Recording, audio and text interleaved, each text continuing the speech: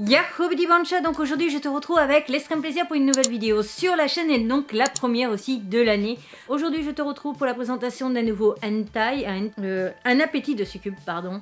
Et donc c'est un manga des éditions Taifu dans leur collection Oni. Et nous sommes avec Doumu, ce qui concerne le mangaka.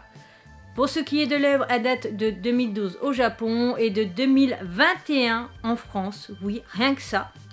Nous sommes dans les catégories non censurées, magie, recueil, donc oui c'est histoire courte, futanari, je ne sais plus du tout ce que c'est, je te mets éventuellement ça quelque part de façon censurée, et relation forcée, et attention bien relation entre parenthèses forcée et pas réellement un V, tu vois la couleur, parce que très clairement on voit que la personne est forcée mais que finalement elle est ok en même temps, tu vois, il y a des trucs comme ça, mais je vais t'expliquer un petit peu toutes les histoires pour que tu puisses savoir un petit peu ce qu'il y a dedans. Par contre, juste info, le dernier chapitre, on a une fille au niveau de la poitrine, mais elle a ce que les hommes ont entre les jambes. Voilà. Ah bah c'est ça Futanari je crois. Mais il n'y a qu'un seul chapitre, donc si jamais c'est quelque chose que tu n'aimes pas, tu n'es pas obligé de lire. C'est le dernier chapitre en plus, donc c'est très simple à retrouver. Ouais. En ce qui concerne ce manga, nous sommes donc sur un chapitre, une histoire, mais on n'a pas beaucoup d'histoires différentes et ça c'est quelque chose que j'ai su apprécier. Pour la première histoire, on suit les aventures d'une jeune fille qui est donc une succube qui va être, on suppose à la fac. On suppose.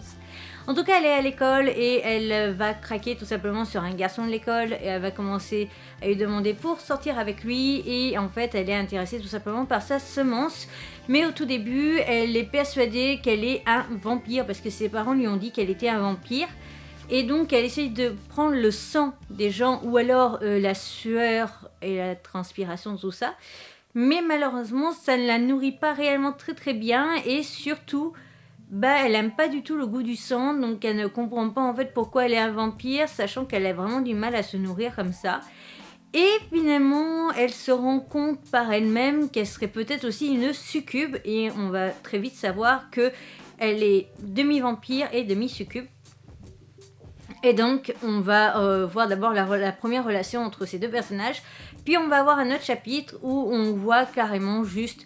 un petit peu la suite des aventures de ces personnages, leur quotidien, de la vie de tous les jours, etc. Et j'ai trouvé ça plutôt sympa, justement, dans son ensemble, de voir un petit peu la suite et de savoir aussi ce qu'ils deviennent.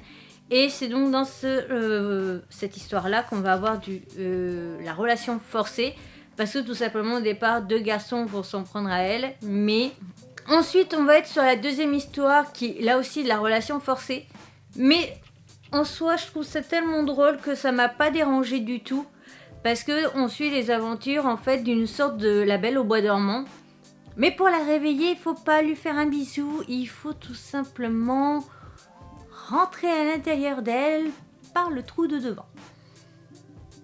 Voilà, tu te débrouilles avec ça.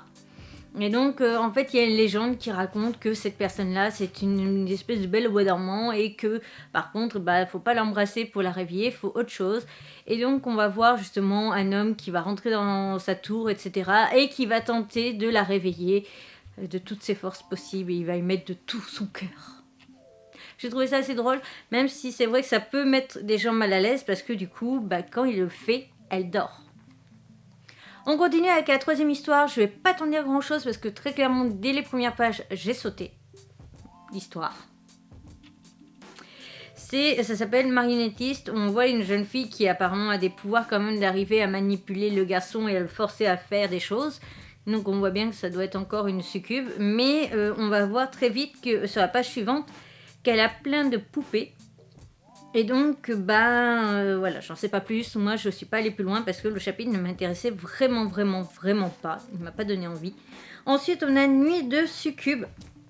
Cette histoire, je l'ai adorée. Voilà, c'est l'une de mes préférées.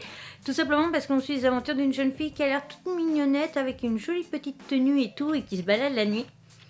Et un gars va tout simplement lui sauter dessus et va vouloir la forcer. Malheureusement pour lui, en fait, cette jeune fille est une succube. Et surtout, elle avait déjà vu que ce mec s'amusait justement à forcer des jeunes filles qui passaient dans ce parc. Et donc en fait, ça avait tout simplement l'arroseur arrosé, car tout simplement c'est elle qui va le forcer. Et j'ai trouvé ça très très drôle. Et puis ce que j'aime bien aussi là-dedans, dans cette histoire, c'est tout simplement qu'on va aborder le mec qui a des préférences du coup pour la relation et qui a une préférence pour le forçage. Donc où il force la jeune fille à avoir une relation, etc. Et donc ça me fait penser au truc du SMBD. On remet ça dans le bon ordre, mais comme ça permet de dire le mot.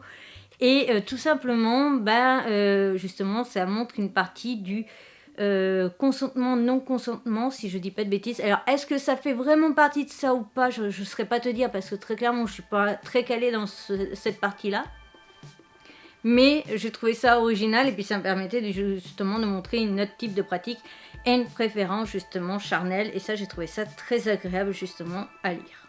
Ensuite, on a le travail d'une Magical Girl que je ne vais pas te raconter tout simplement, histoire de te laisser quand même un minimum de surprise pour ce qui est de ce volume. On aura encore une autre histoire qui s'appelle Au plaisir de la zone d'exil, avec des combis moulantes. Je ne t'en dis pas plus non plus, je te laisserai découvrir tout ça. Et donc, pour ce qui est de la dernière histoire, on est donc avec du Futanari. Si je ne me trompe pas, c'est bien ce terme-là qui sous-entend, donc on va avoir une personne avec un attribut féminin en haut, on va dire ça comme ça, et un attribut dit masculin en bas.